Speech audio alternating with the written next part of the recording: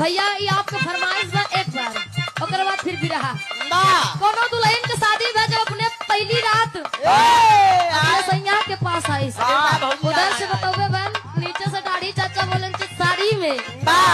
अब लोग कहते हैं गोल्डन नाइट, हाय गोल्डन नाइट में बा दुल्हन के पास जब दुल्हा गाओ गए तो दुल्हन ये कहे हमारे पापा से हर सामान ले गारंटी ले आओ कर बा सारे सामान का सारे सामान कहे कि कब तक चले ही एक गारंटी हम तो सी ले चाहिए तब कहा है दुल्हन का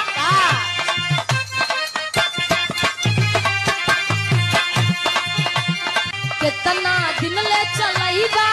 ई वारंटी